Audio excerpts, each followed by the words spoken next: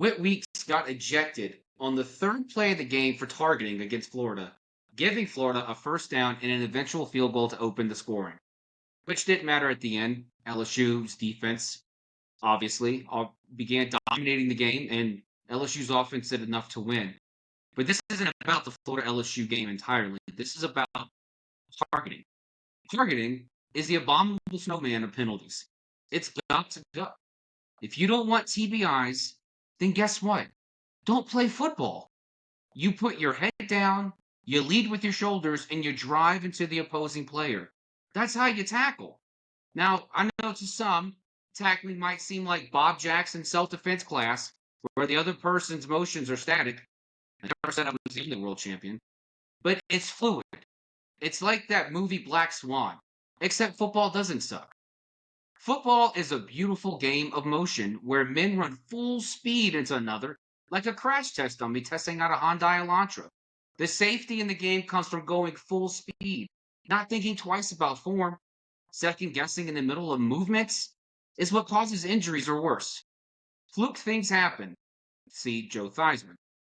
But trying to mitigate a future unknown while sacrificing fundamentals will only gen up more critical injuries, and also a sport that is so offense-centric, you may as well call it 7-on-7. Boys and girls, you have entered into another Friday Junior edition, a special edition of your Box Scores and Bourbon. Look at the box scores. Box Scores and Bourbon. We check each other's box scores and scores online. Baseball, Box Scores. So football, baseball, basketball, soccer, hockey. Box Scores and Bourbon. All right. Welcome back, everyone. Welcome to another episode of Box Scores and Bourbon. As you can tell, we have a special guest today. We are 3 deep in today's episode. So, Chris, welcome to Box Scores and Bourbon. We are happy to have you. As per usual on our episodes, we start with a good old cheers. So, cheers, everyone. Cheers. I'm assuming JB lost his or forgot it because he's no longer here with us. He took off in the middle of the introduction. Either he hates the introduction randomly or he just forgot something. But we are still here ready to go. So we are. You know what? I'm going to just give time to. What was that, JB? Time on Chris, and you and me do the show together. Yeah. Yeah. Yeah. Sure. I was thinking. Game on. Let me kick you right now. Well, cheers, JB. I don't know if you have your glass with you, but cheers. I do, of course. Yes, you do. And in honor of the Cubs' fortune, playoff run, a real nice 2018. Cheers to Chicago. Nice. Only the north side. South side. That's when you know you're a true fan. Is when you still wear the Cubbies this late in the season. Heck yeah. You want to talk about it, JB? One of my friends from down home was like, "Hey, I love your takes, but it's football season. Quit talking about baseball." Like, no, it's September. Okay. Yeah. This is the only time people pay attention to baseball. Yeah. Pretty much. Let's be honest. 162 games, only about 20 of them matter to the general public. Yeah. Well, we started talking about college football, JB, and your infamous stance on targeting. Yes. I gotta tell you, I'm not too on board with what you're saying. Oh, you're not too on board with fundamentals? No, I'm not too on board with your targeting. And John Lynch highlights, and you shake your head, you'd be like, "Oh my goodness, I hope that person's okay." I think there's a fine medium to be found when it comes to targeting and whether you like accept it in the game or the only other option is getting concussions. Like, there's definitely a middle ground that you can find there. You know, so coming from the EMS view, I've had to pick these guys up that have had brain injuries. So I think the targeting has its place because, let's be serious, some of these kids just don't know the fundamentals. They lead with their head, and instead of tackling with their shoulder, you see them just tackle with their head. And Yeah. it's like, come on, your salary is not going to pay. The NIT is not going to pay for it. NIL is not going to pay for you to have a concussion. So Yeah. play smart. Play smart. I looked up this statistic, JB, just to be ready for this. There has been a targeting increase compared to concussions of 36% greater. 36%. You know what? And there was also no one with colds the year of COVID. So I thought if you're going to implement, comorbidities into this, then yeah, the numbers are going to increase. Some's going to go down. Of course, targeting is going to increase from 36%. But what's it for? Of course it is. Well, no. I don't know, JB. Exactly, because it didn't exist. It was called tackling. It was called football for 15 seconds ago. It was called tackling. And now all of a sudden, oh, hey, guys, forget about it. When you tackle, you gotta lock eyes. You gotta Patrick Swayze hungry eyes and look right in the face. And you gotta get set before you touch them. No, we're tackling people. This is football. We're tackling. If you were football is it is the most contact sport there is, other than being a crash test dummy. There is nothing more contact than coming two guys going full speed with one another and just trying to take one each other ball. The ultimate shouldn't be if you want to play football, you're signing up for a traumatic brain injury. That can't be the ultimate decision. So I think the more advanced the helmets have become and the more like safety oriented, the more like these kids think that, hey, we can't hit our heads together, so let's do it. So, it's like technology's great, but you're right. It has increased by 36%. Why? Because they think they're invincible. Mm-hmm. Because the little sensor's going to go off in their helmet, and that's what's going to tell them. It's like, no, just play fundamentals. Put your shoulder into them, knock them on the ground, stand up, and give them a wink. That's what we used to do, right? Yeah, JB. It's 2v1 on your targeting stance for now. Your mic's having issues right now, so you check your mic real quick. I couldn't hear what you were saying. That was the best argument he's made so far. Well, your mic is. Yeah, I don't believe it. Your mic keeps cutting out, so we're like that last sentence that you just said. We're like, sure, okay. Like, yeah, perfect. Good stance. Your connection. It almost makes you think. There we go. Okay. There you go.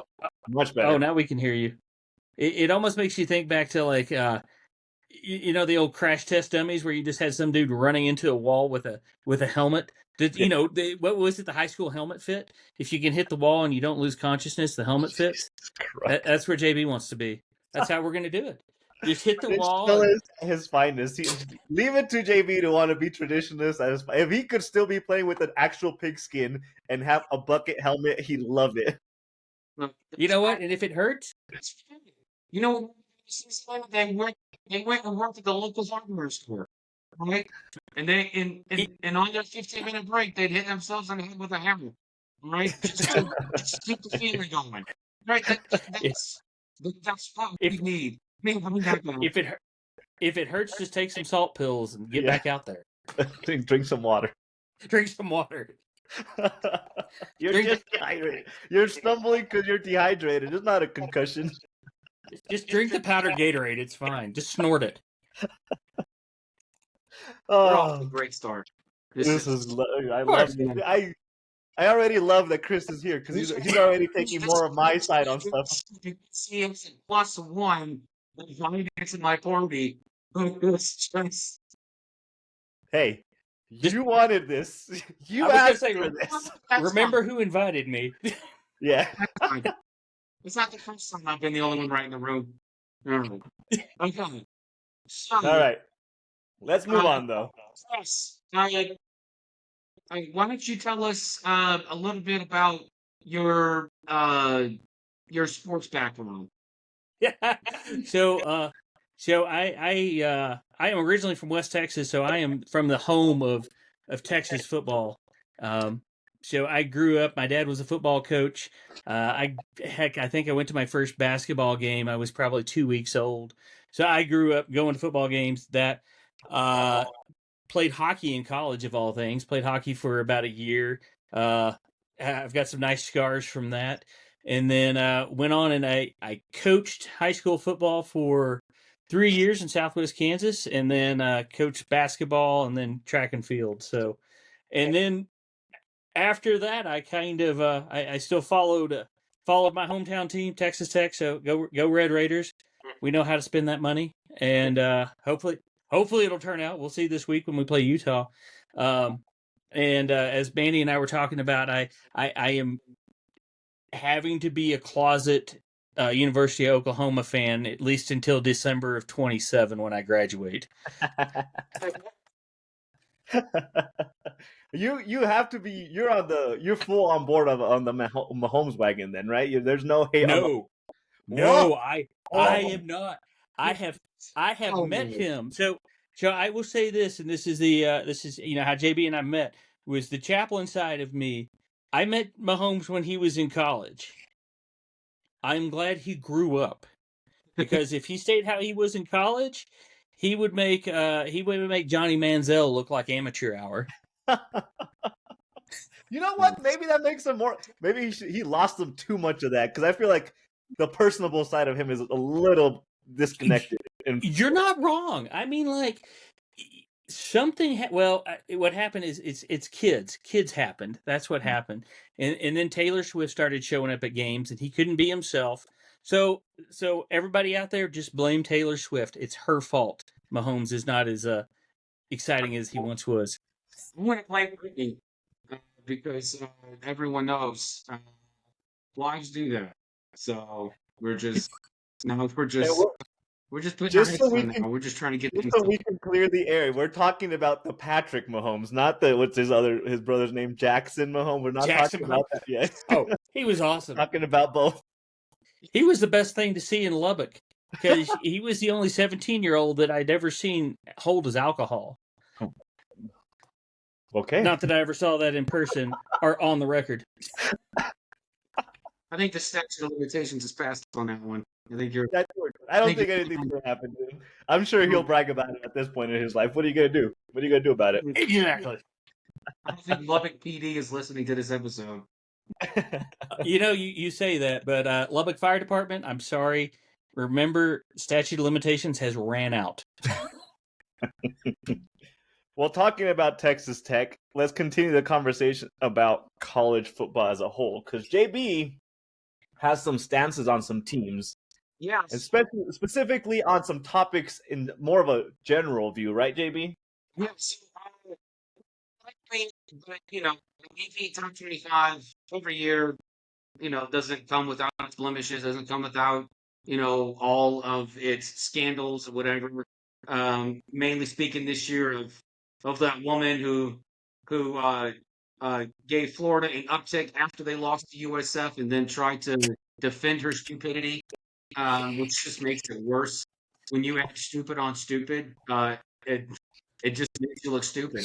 But one of the things I want to talk about, I got four teams I want to run through, and Yeah. I want to go through one of the big things that's been going around in the online spaces, especially on X, is strength of brand versus strength of schedule. So we all know Notre Dame is infamously 0-2 right now, and Lord knows they're still ranked. I don't understand how that's possible. But I just want to run through a few teams with you, Chris and Manny, and then uh, we'll go from there.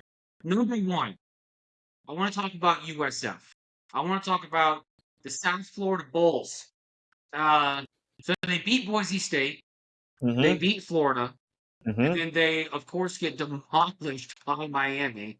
Um, my reason against, okay, is against them being ranked at all, even with their first two wins. Is that it looks like now beating Boise State and Florida weren't that impressive, given just how Boise State and Florida have actually performed as the season has gone on. Mm-hmm.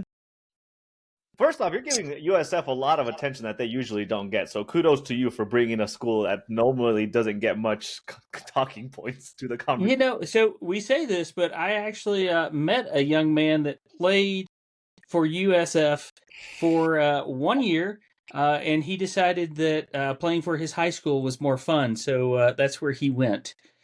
He went back to high school and played that 5th year. So Oh, USF is like, so beating Boise State. Let's talk about that.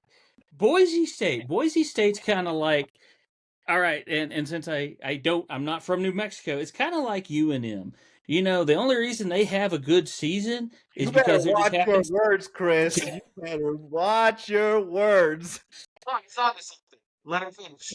Go ahead. The only reason that they have a good season is because there just happens to be a phenomenal set of high school students that can't get a scholarship anywhere else and they stay here. Mm-hmm. So Boise State has a good team every 4 years, maybe. Florida just depends on probation and if they're out or not. I mean, Florida has become the new Miami. I'm sorry. Yeah, the whole conversation with Boise State, to me, it's like it's the fact that they lost is more of a testament of how much Gentry was carrying them last year. It has nothing to do with what Boise State actually brings to the table. They're part of the Mountain. They were part of the Mountain West. Like it wasn't anything special. Like Mountain West is not known for football.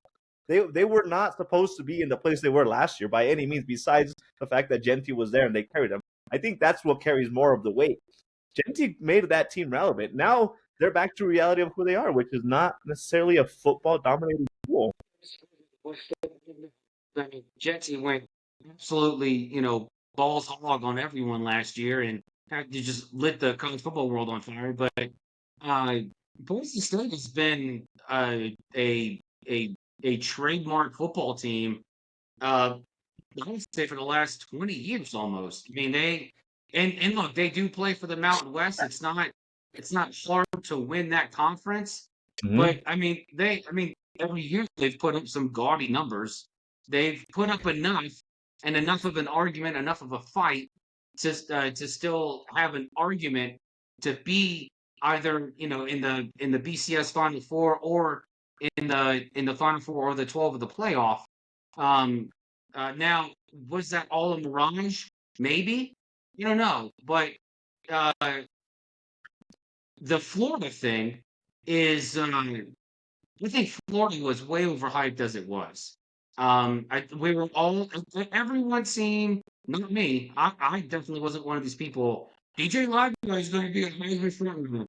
We don't know where they're getting this from. I get that he played really well down the stretch last season, but for him to come into this season and for people to already pre-crown him as a top 5 finisher in the Heisman voting, well, you know what? That's also going to have to. I mean, you're going to have to consider the coaching staff there. And look, nothing against Billy Napier, but he does not deserve to be coaching an SEC football team. He just doesn't. And he's there 4 years. I don't understand how he's still there. I don't understand how Florida hasn't even fired him yet. I mean, maybe it'll happen this weekend, but the simple fact that the fans keep complaining, and then the AD and the staff, they're not listening to it. They keep giving Billy Napier a longer leash. I understand the fans aren't right all the time, but our eyes don't lie. And then it's so at some point, there's going to have to be a change there. Well, so first of all, when you're on house arrest, there's only certain places you can go. So he's probably allowed to go to his home, to his office, and to the stadium. And then he has to get a judge to sign off when he goes out of town. Check in. Boy, yeah, exactly. Just check in, check in. Maybe he takes a PO with him. Who knows? But Boise State, let's be honest. Boise State, the only reason people know Boise State is because of their blue field. I'm sorry, even my wife knows that. And my wife knows nothing about sports at all. Like, she actually got to watch Patrick Mahomes play. We sat in the coach's box, and she was like, oh, that's cute. Yeah. So, but Boise State does a good job in the Mountain West because they're the ones that kind of no offense, they're the ones that kind of pull the conference up every so often and make it look okay before it kind of goes back down to being like a third tier conference. I mean, them and the Pac-12 are like about the same level. Yeah. I'll ask you both, and let's be honest here. Just considering like the matchup of opponents, and we're saying USF beating Boise State. Did we honestly sit here at the beginning of the year and say Boise State is going to be a really good matchup for any team that goes up against them after Genty left? No. And that was my point, is that, people were, and this is not how the argument started on X. The fact that USF was 2-0, this is before they got destroyed by Miami. They said this has to be a strength of brand versus the strength of schedule.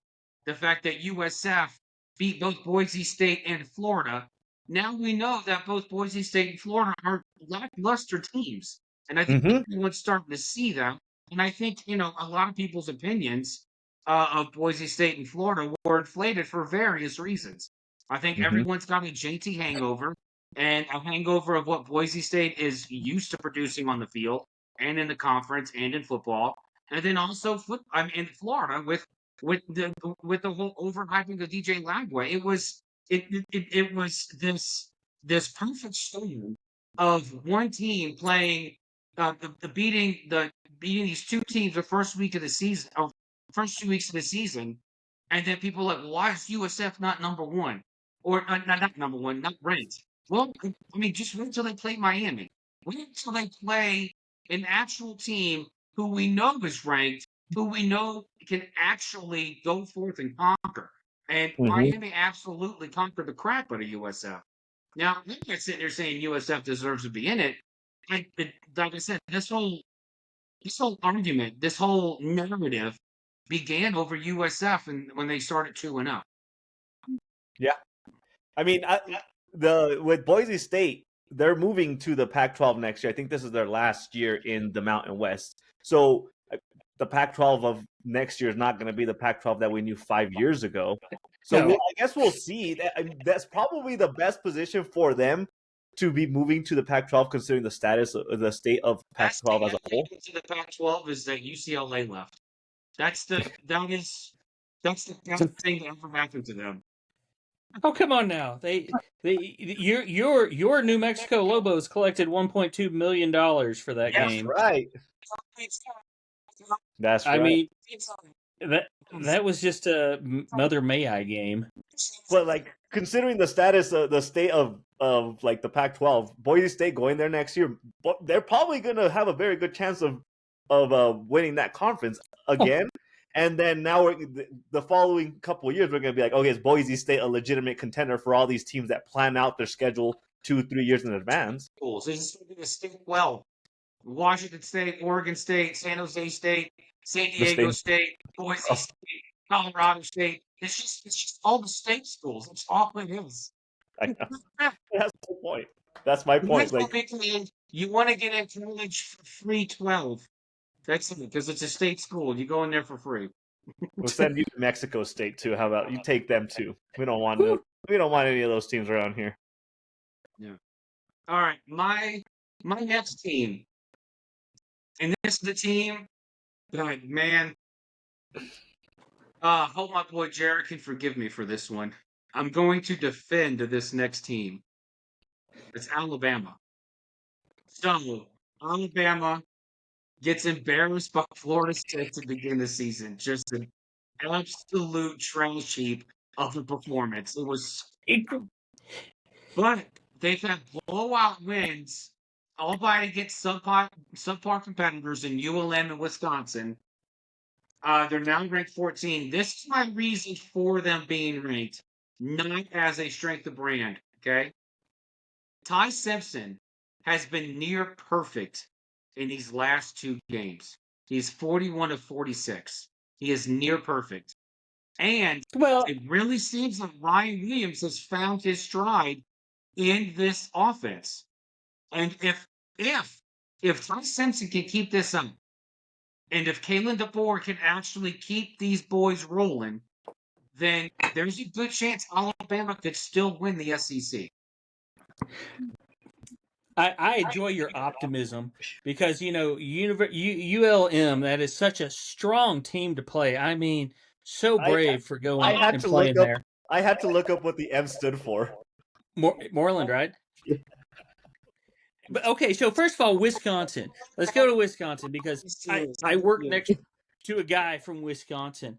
Wisconsin still thinks we're playing smash mouth football back in like the 1960s. Is Ron Somebody playing for Wisconsin still? I thought he was still. somebody throws a ball, they expect it to be knocked down by snow. I mean, come on. They don't understand a passing offense. If somebody passes, I mean, you put something like like a Mike Leach uh, air raid offense against Wisconsin, even our Lobos could win. Even here we go. Even New Mexico State could win against them because I mean, just throw the ball. But ULM, that's so brave after that wonderful defeat they took against Florida State, and that is just brand. Alabama will always be Alabama. Will always be Alabama until the stadium. I don't know until the stadium implodes, and then they'll carry the Nick Saban statue and they'll carry it on rollers to wherever they're going to build their next shrine to him. So you fight Alabama. You take that stance. They paid you. Are you going to do your advertisement? Your $5 they paid you for supporting Alabama? Yeah, I don't know where is this coming from, JP? We sat 2 weeks ago after the Florida State game, and we crapped on them for 30 minutes. No, you don't know that. What I said, and I think I said those exact words, is that Kalen DeBoer is not Nick Saban, and Alabama needs to realize Nick Saban's not there anymore. This is not like the Biden president and Obama was actually the real president. No, Saban's retired, okay? Saban's gone. He's doing national commercials with the goose and with crime, okay? So this is Kalen DeBoer's team. And that's what I'm saying is look, the people need to temper their expectations. They need to be tempered just a little bit because Alabama was spoiled to the Yeah. moon with Nick Saban. Spoiled to the moon. And damn the Miami Dolphins for taking him away from LSU. But this, I, Alabama's going to be just fine. Alabama, and look, I know it's ULM. I know it's Wisconsin, but even when Alabama played Wisconsin last year against Wisconsin's backup quarterback, I forgot who it was. Alabama actually did a lot better against Wisconsin this year than they did last year. And then the way they played ULM, Nick Saban never even put up that many points on another squad when he was coaching Alabama. Now I know that's one of the lowest bars you have to clear, but if you're watching the game on the field, watching Ty Simpson go through his motions, watching Ty Simpson go through his assignments, and then seeing Ryan Williams really wake up, you remember that Florida State game. Ryan Williams was quiet, and Ty Simpson looked like he was lost out there. But I did say on this podcast that I thought that was more of a credit to FSU and how they were playing defense. And at the same time, I said my concern for Alabama was that their defense was missing the fundamentals. So I'm not going to give. I will agree with you that they are getting more of the brand recognition for their rankings than like what they're actually putting on the field. Because I mean, they would have to lose like 10 games in a row for the committee to find a reason to not rank them at this point. It's just because it is Alabama. But at the end of the day, the football that they're playing, I'm not convinced by what they're putting on the field. No matter it's come on, like let's be honest with you. Sitting there making definitive statements. Okay, back me up, Chris. Okay, if a team ranks 14-0, if they're ranked number 14 and they're 2-1, they had a bounce back from that first week. Would you say that was justified being ranked 14 if you're 2-1 based on your track record? No, no, not at all. I mean, look who they played. If they played somebody worthwhile, if they had two strong teams, let's say they played the Ohio State and won, and they played Wisconsin or Penn State, okay, then maybe they would have a reason. But ULM, I mean, come on. That like we probably the money that we have in our pocket right now, we could pay their NIL. They probably have a guy that's getting paid, he's getting paid by a shrimp boat. And just as a reminder, that last chunk by JB was brought to you by Bear Bryant Underwear. Bear Bryant Underwear. They're not made of wool anymore. They're full cotton. We'll have to retouch this conversation next week because Alabama has Georgia on their schedule. And I will love to see what the stance is on Alabama. And if they lose, they had a competitive loss, and if they're ranked because they had a really good loss. Team, no. Okay. If they can hang. If you lose to Miami and A&M, I don't care how close those losses are. You lost the football game. They are 0-2. Yep. And they are still ranked in the top 25. This is unforgivable. Okay, because I got an article by Ralph Russo. He works for the Athletic. He took the AP top 25. He did his own rankings. He said he ranked Notre Dame 15 for the reason being that Notre Dame was so close in those games that if both Miami and A&M are in it at the end of the season or in the playoffs, Notre Dame should be there too. My argument is that your argument suits the counter argument that if Notre Dame were to make it into the college football playoff, they would get immediately trounced because we know they can't beat a good football team. Yeah.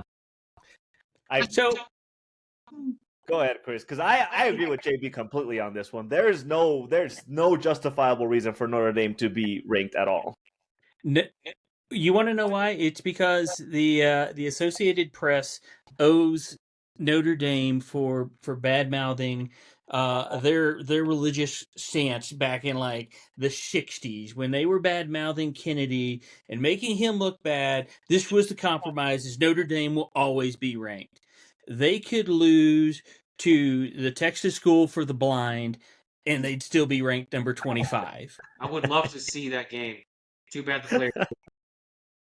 You know what? It'd be great. It would probably be the best game that they played that year. And, Notre Dame could be paying them $2 million to lose.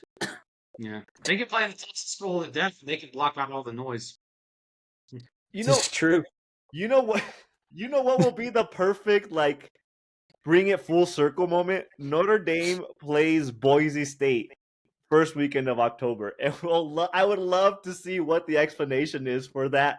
Because they always say, what team did you lose to or what team did you beat and how have they played against other teams and of quality opponents? I would love to see what explanation they come with for either one of those teams. And ultimately, even to a USF, depending on how that result looks, how they're going to rank that based off of the fact that all these rankings pretty much are arbitrarily being put together based off of quality wins and names and brands and how good of a loss you had. A loss is a loss at the end of the day. Yeah.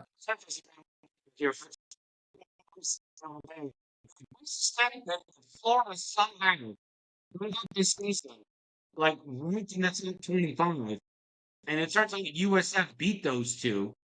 I mean, at this point, USF is a better argument than Notre Dame. I will come together with this though. So the biggest high-profile game Notre Dame has left is they play USC. Okay, USC, their defense coordinator, DeAnton Lynn, son of Anthony Lynn, former Charger coach. This dude is running a stout defense in USC. This is one of the best defenses in the country. Second to LSU. This is and their offense is incredibly high power. I think they're averaging 55 points a game right now. If Notre Dame can somehow get to, if Notre Dame can win out, including this USC game, they also have these um, these other four games. They play Arkansas.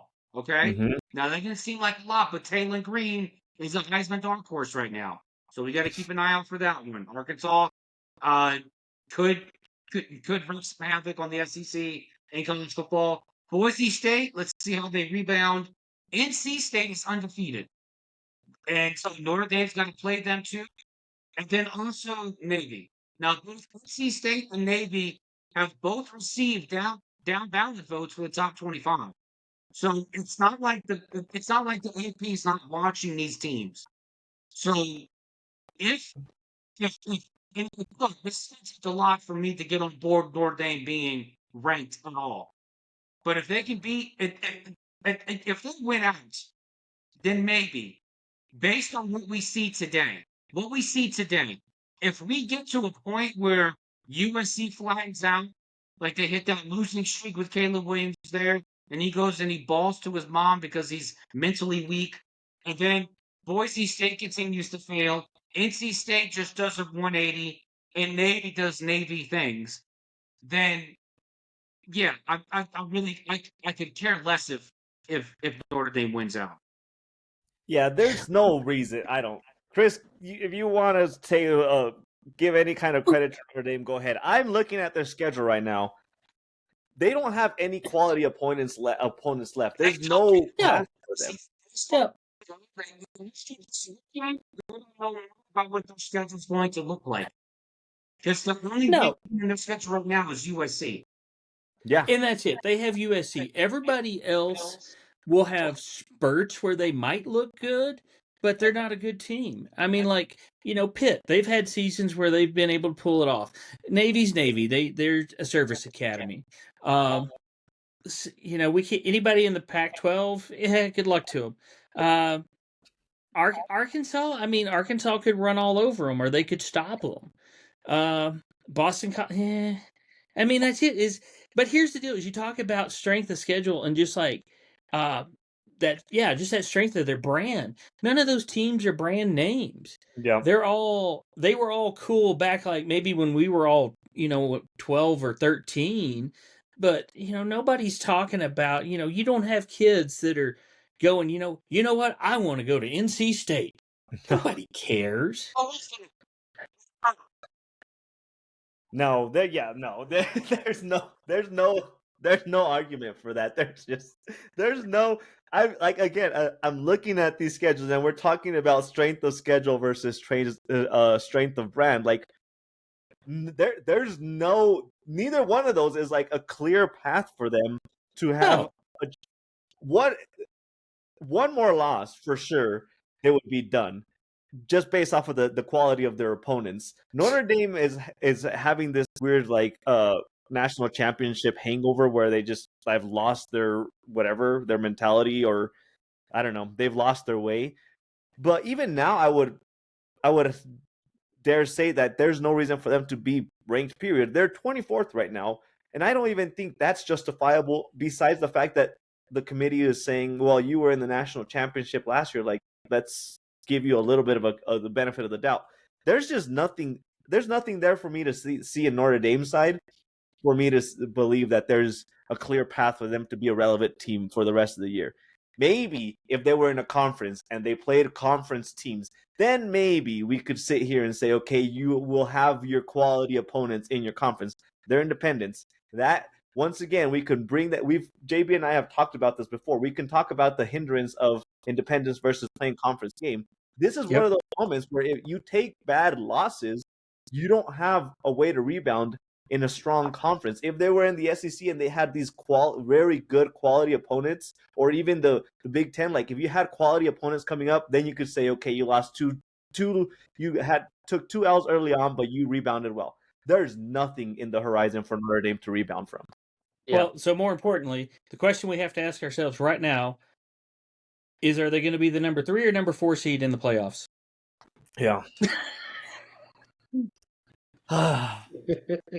Damn playoff rankings.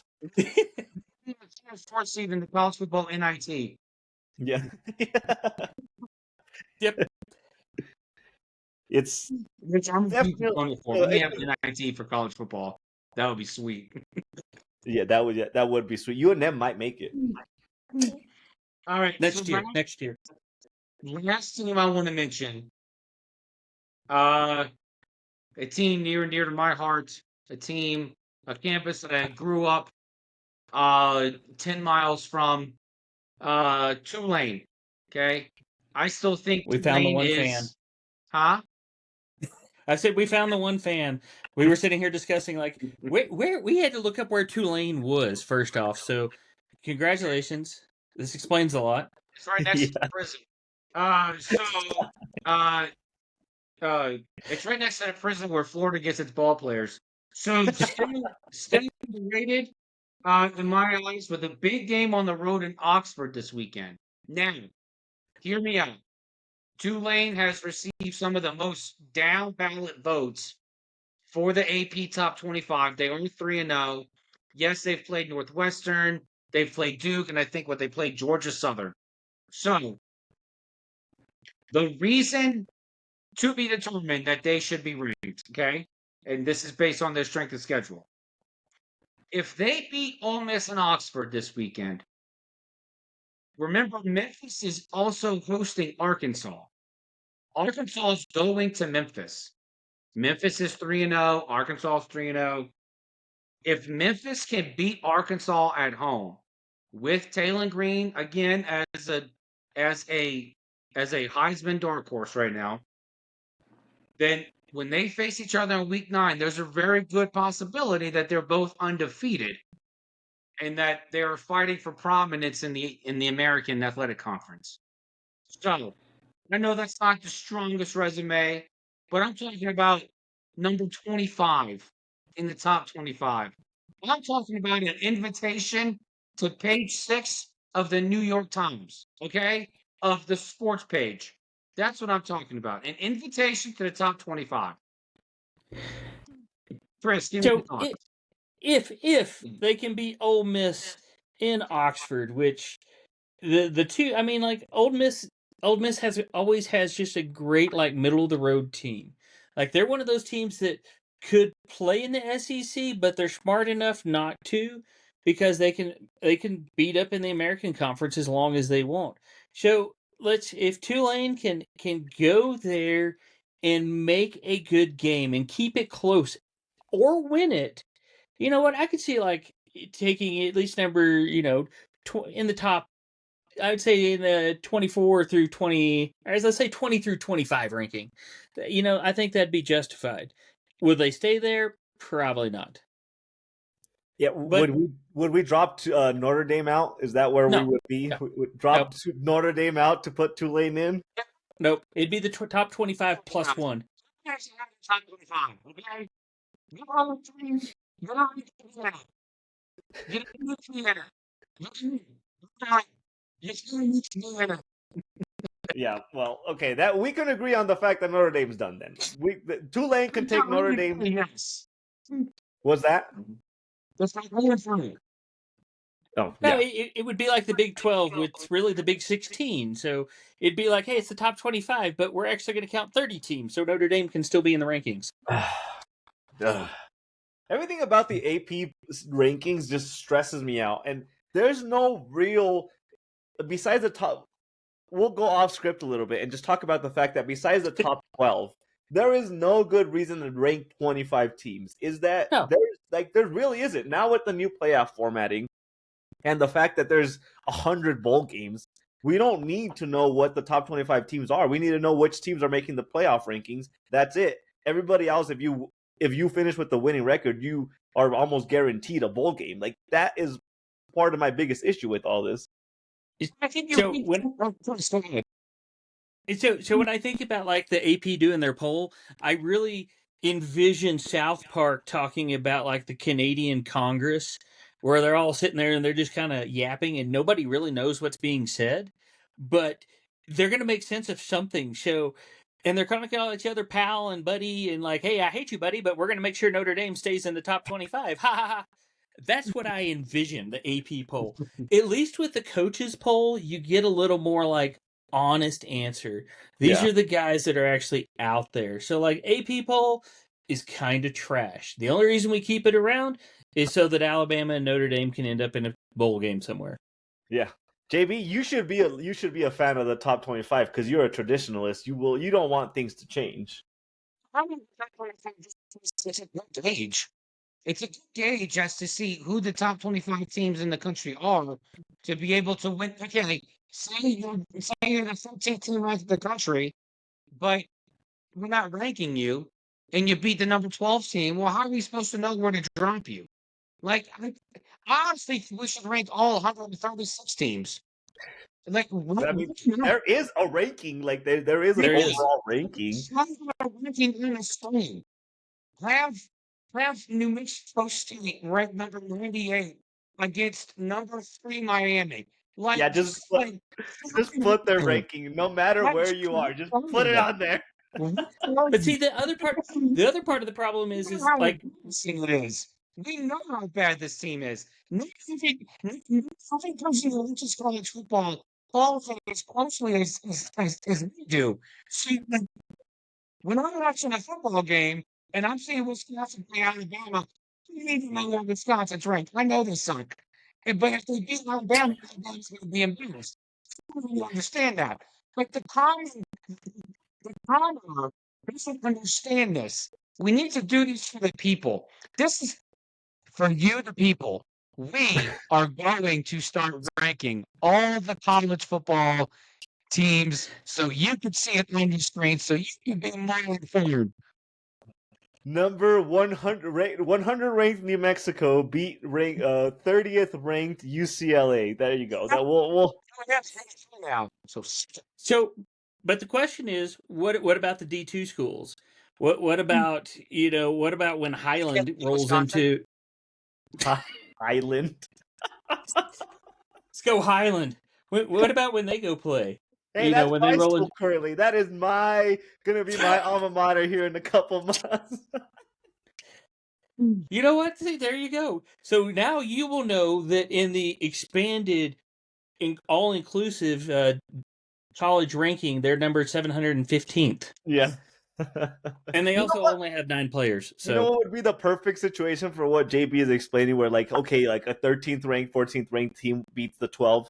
Just do what the college basketball does, where once the March Madness comes around, just put the first 4 out, top 12, first 4 out teams. You know that they're like in the bubble of being a ranked team. Nobody cares. I've very rarely looked at the rankings and been like, oh, check out this number 25th ranked team and see they're a danger. You watch out to what they do. Like, I look at top 10, top 12 now with the playoff ranking. I just look at that. After that, I'm like, okay, cool. Move up 4 slots. What is it going to do for you? Jesus stopped ranking his disciples after 12 because it was just top 12. Everything after that was just 60 and then 120. Yeah, it was the 70. That was it. Nobody knows who number 78 or who number 68. What was his name? Was it Bobby? Please say it was Bobby. Bobby from Jerusalem. Yeah. Like, you just get to play the Tostitos, or what is it? The Michelin Bowl instead of the Pop-Tart Bowl. That's all that We need to keep the Pop-Tart Bowl, and we need to make it a sister bowl, the Toaster Strudel Bowl. That needs to happen. I need and the Eggo Waffle Bowl. Every ball game. Look, this is a side topic now. We have gone down another rabbit hole. We need to do all the bowl games after frozen foods. The Bacon Bites Bowl, the Totino's Bowl already exists. The Pop-Tarts Bowl, that's fine. That's in the pantry. It's right. It's freezer adjacent. We are almost there. You look at some of the bowl names, and I like they are starting to scrape the bottom of the barrel. It's like the myidcreditcheck.com bowl, or the So you know what? We could have enough. I know. Here we go. So we could in the wonderful stadium down at New Mexico State have the pecan flavored beer additive bowl. It's not really pecan beer, but it's the additive bowl. Or to make it even more locally relative, we could call it the Elephant Butte Creek Bowl. There you go. We should call The it dry- the Paw Patrol Bowl. That's what we should call it. Talk to me whenever there's the appetizers bowl, and we'll just have all the varieties. The Kentucky, my stepdad got out on cashless bond bowl. We have No, I I have the will lose ultimate my one. crap whenever we see a title loan bowl. That's where I'll just like, I'm not watching no more bowl games. Nope. This year, D3 in the state of New Mexico, the Ron Bell Bowl. and when you win, you ring that bell. Yeah. He'll show up with his pants up to here, give you the. Here you go. Here's your cash settlement. I'm keeping 70%. I'm keeping the trophy. It's a loaner. Just bring it back. We have Trouble gotten is his so first wife. sidetracked right now. I don't know. You know, Notre Dame could have this is their bowl game. The Ron Bell Bowl playing New Mexico Highland. Oh, Notre Dame would.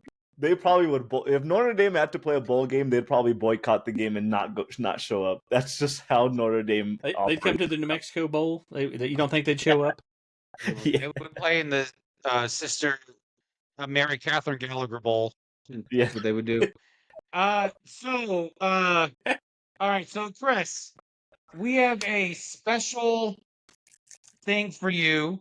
We have a segment that we call Good Cop, Bad Cop. Manny, throw it up.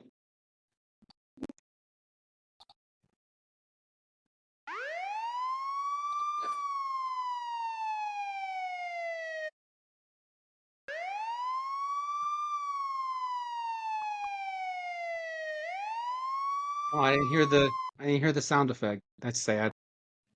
What do you Did you mean? hear the sound effect? I heard it. Oh, you heard it? You probably Okay. heard it Someone earlier heard when it. they were responding That's past fine. your house. Okay. That was Okay. just Florida's. That was their Florida's battle cry. That's right. They can't do the chop anymore, so they do the police sirens. Yeah. That's what they play when the valedictorian walks up. All right, so we're gonna do Good Cop, Bad Cop. So in this segment, Chris, what Manny and I do when it's just the two of us, we will pick either good cop or bad cop according to whatever the narrative or the story is. So it's not a question; it's a statement. It may not even be a statement of fact, but it's just a statement. And we will allow you to choose good cop or bad cop, or both if you want to each of our statements. So, Manny, I'm Okay. going to let you go first. Okay. My statement is that the preseason is affecting the longevity of your starting quarterbacks in the NFL. We're bringing it into the NFL. So would you? Good cop? You know, it just makes them so much better and gets them experience, and you know, it gets them used to knowing what it's like to be on their backside. Okay, so you want to be the good cop on the preseason being good for quarterbacks. Yeah, I'll take that.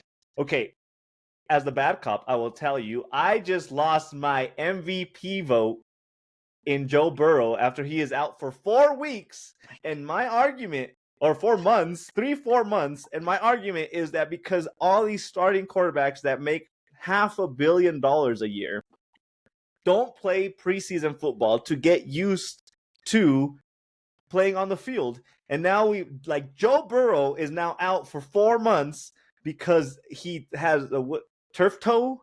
For the cuteness of the name, he is out for 3 months because he has turf toe. And I beg to say this is because the quarterbacks are so bubble wrapped the entire season that they don't get the beatings of playing any type of football to get themselves ready for it. You know, it's just getting them that experience. But to kind of take the middle ground and go to your side, it's like, who in their right mind sends their $1 billion quarterback out to play preseason? I mean, let's really play. It's the coach's fault. So I'm playing good cop, going like, you know what? It's good to get these guys the experience. But coach, what the heck were you thinking? I mean, I wouldn't be like, you know what? This is a preseason game. Doesn't count for anything. I'm going to send my best player out and see what he. No, you already know what he can do. You already wrote the check. There's so much argument to be made about this. Like every time that there's like a player that holds out when it comes to preseason, they always say, "Well, he's not getting those real football snaps." They're saying like he's not going to play. He's holding out. He's not going to play the preseason snaps. We have to slowly bring him into the regular season. JB and I had this conversation when the Micah Parsons trade rumors were happening, or when he was holding out, where he was like, "Okay, he's not practicing. He's not on the field. If he plays, he's going to risk injury because he hasn't played." Well, now we're seeing it show its face on the quarterbacks, the most important player on the field.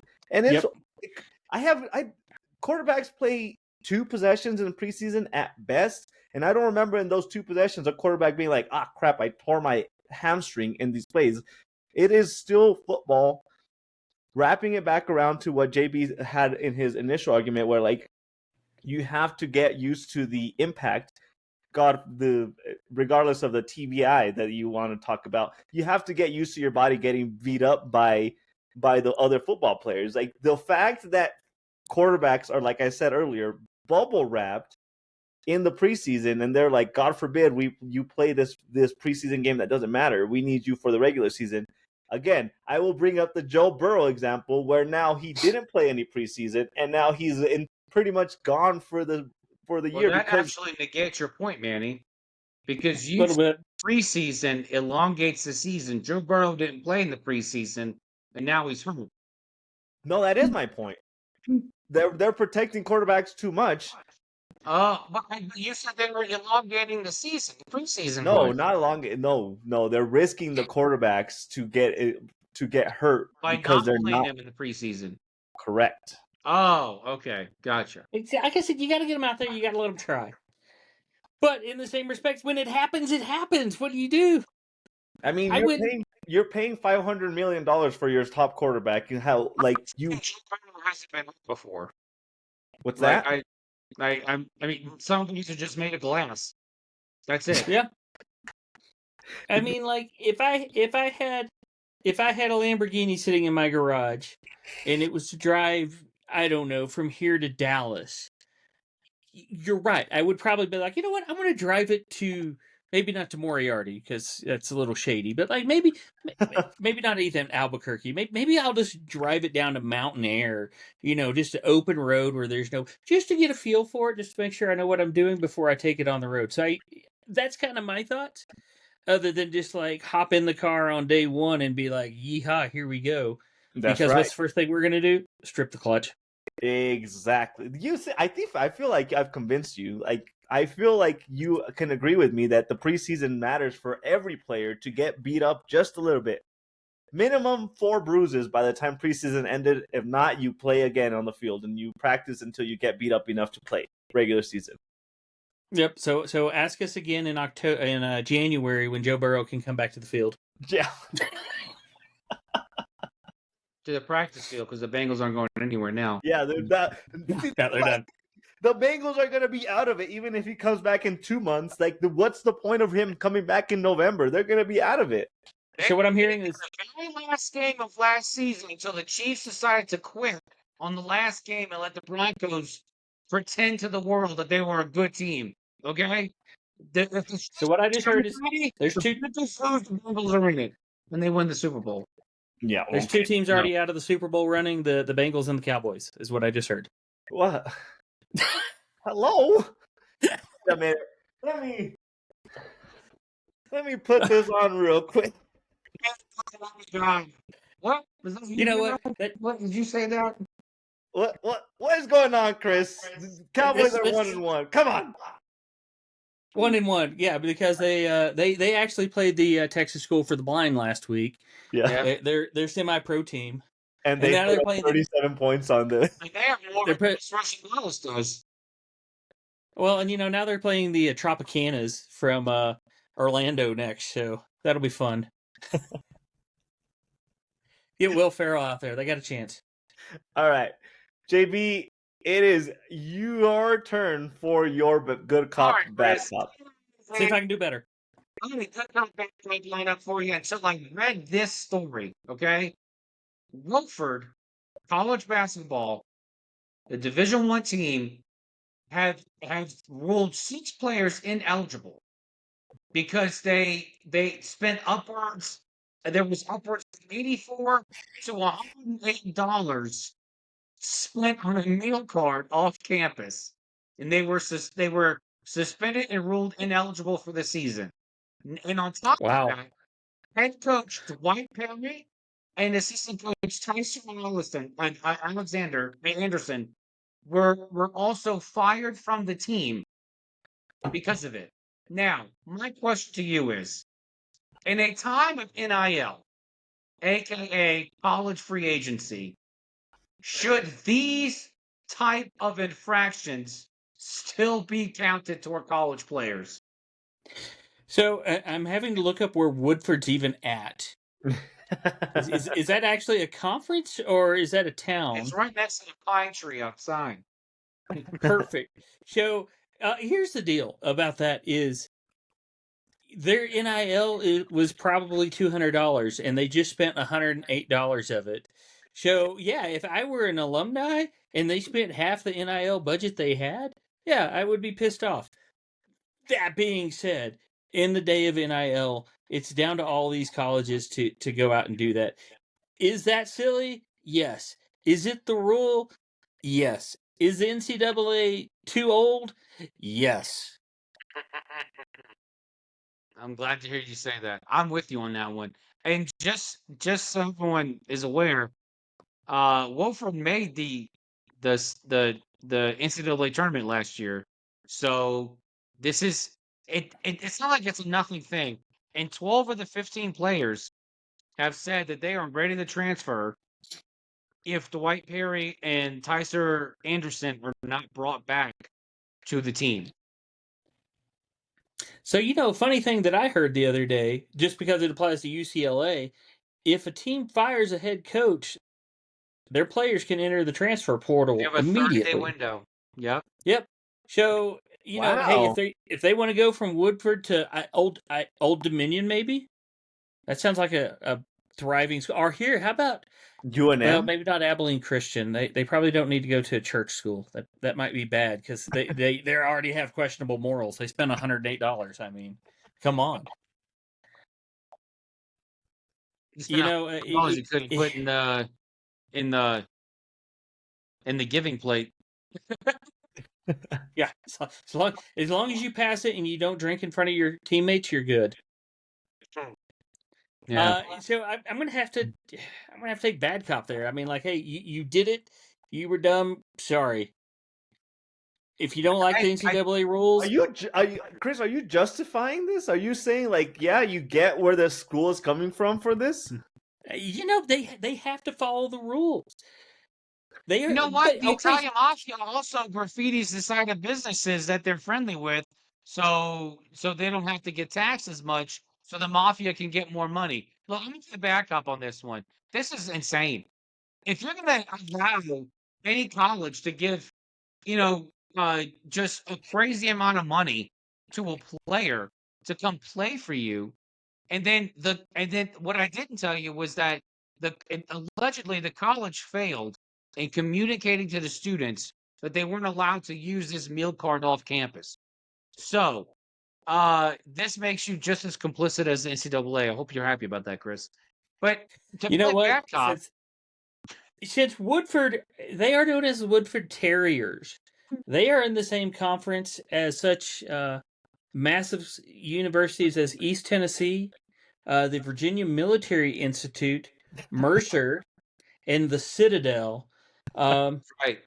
That's right. They are. Yeah, I'm surprised the You're NCAA damn even knows right. where they're at. What is the NCAA even tracking this division, like, or this conference? Like, how do they find out about this? Look, That's we well, just about ranking all college football teams. Imagine ranking all the college basketball teams. There Oh are god. so many. I have a feeling that how they tracked it was easy. There were these 6'5" guys that walked into a restaurant in Woodford, and they go, "Oh, you must be basketball players," because everybody else is probably like 5'2" and missing Two white teeth. and a welder. Yeah, that's probably what they are. This is a Six in the. ridiculous. I cannot believe you, JB. This is a ridiculous story. This is. You know what? Yeah, you should have gave me this. This is ridiculous. This is so bad. But you know what? If Woodford, if they go on NCAA probation, the Citadel has a chance. They went 0-18 last year in the conference, so there you go. We have competition for New Mexico State now, or Highland. Here we go. Oh my man, gosh! this was fun. All right, All Chris. right, this is wraps up our good cop bad cop segment. Chris, this is the segment where we do what you drinking, what you smoking. What you drinking today?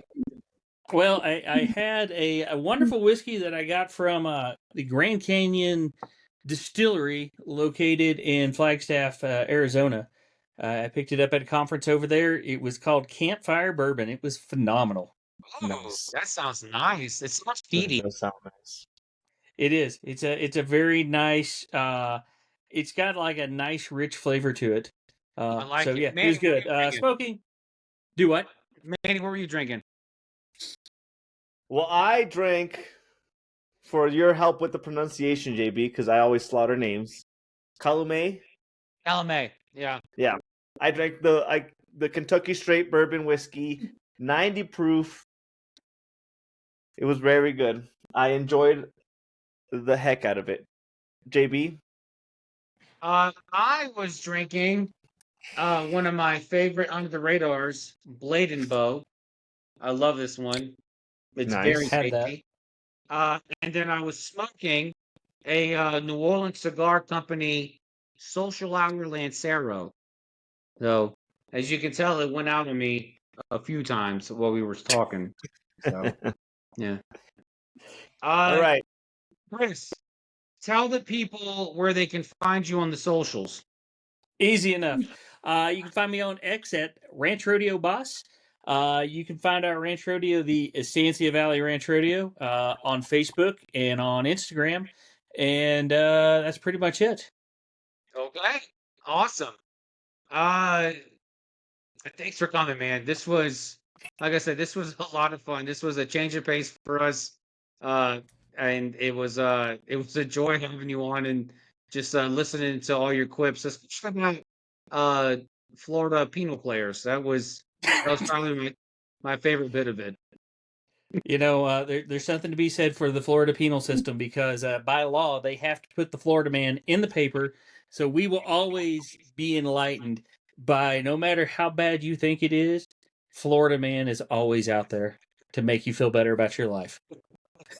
Chris, as we close out, I'm going to give you the platform for your closeout segment. This is impromptu, but I'm going to give you a minute or so to give your status on or your view on how college football is going right now. You have the platform.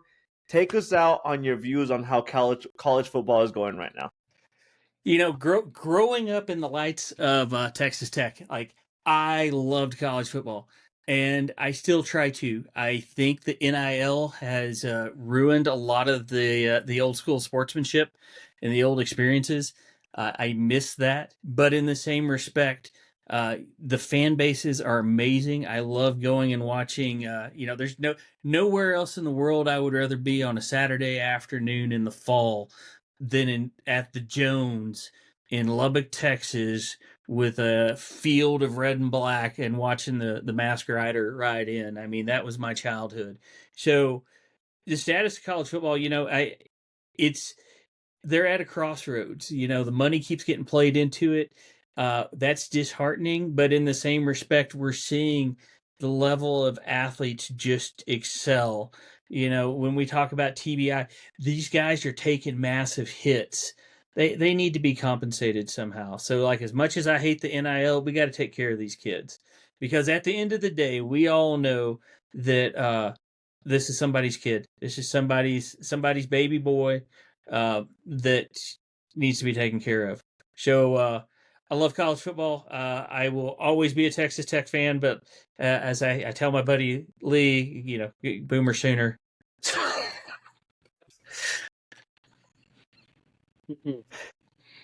All Well, right, Thanks guys. for guys. Thanks for having me on. I appreciate it. Thank you so much. Absolutely. until next And guys, until so next you time. know, you can find us on YouTube, Spotify, Apple, Amazon, Box Stores and Bourbon, and additional content, X, Instagram, and TikTok at BSP Sports 24. And until next time, stay thirsty. Cheers, everyone. Cheers to Cheers. everyone but Jerry